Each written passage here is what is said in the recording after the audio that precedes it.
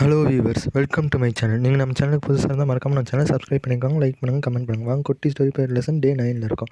இந்த வீடியோவில் என்ன பார்க்க போகிறோம்னா 1999 டாடா மோட்டார்ஸ் வந்து முதல்ல டாடா இண்டிகா வெளியிட்டது. ஆனால் அந்த இது பார்த்திங்கன்னா பெரிய தோல்வியை தான் சந்திச்சிச்சு அந்த டாடா இண்டிகா மாடல்.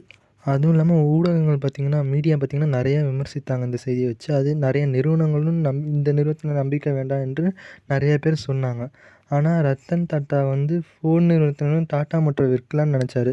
அப்போ ஃபோன் நிறுவனம் சிஇஓ என்ன சொன்னால், நீங்கள் எதுக்கு கார் தயாரிக்க விரும்புகிறீங்க என்று தெரியவில்லை என்று சொன்னார். அது வந்து ரத்தன் டாட்டாவுக்கு மிகப்பெரிய அவமானமாச்சு.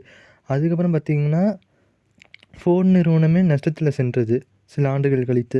அப்போ டாட்டா நிறுவனம் என்ன பண்ணுச்சுன்னா ஃபோர்டின் ஜாக்வாரையும் மற்றும் லேண்ட்ரோவர் பிராண்டுகளையும் வாங்கி எடுத்தது. இதிலிருந்து நம்ம என்ன கற்றுக்கலான்னு பார்த்திங்கன்னா, நம்ம ஒரு முறை தோல்வி அடைஞ்சோம்னா நம்ம வந்து அதிலேருந்து அந்த ப்ராசஸ்லேருந்து வெளியே வந்துடக்கூடாது. நம்ம நம்பிக்கையை வந்து கைவிட்டுறக்கூடாது. விடாமல் அதை திரும்பி திரும்பி செஞ்சுக்கிட்டே இருந்தால் ஒரு நாள் நம்மளுக்கும் வெற்றி வரும். நம்மளுக்கு கன்ஃபார்மாக வெற்றி வரும். அதுக்கு முன்னாடி நீங்கள் நம்ம சேனலுக்கு புதுசாக இருந்தால் மறக்காமல் லைக் பண்ணிக்கோங்க, கமெண்ட் பண்ணுங்கள், சப்ஸ்கிரைப் பண்ணுங்கள். அடுத்து என்ன வீடியோ போடலான்னு கமெண்ட்டில் சொல்லுங்கள். தேங்க்ஸ் ஃபார் வாட்சிங்.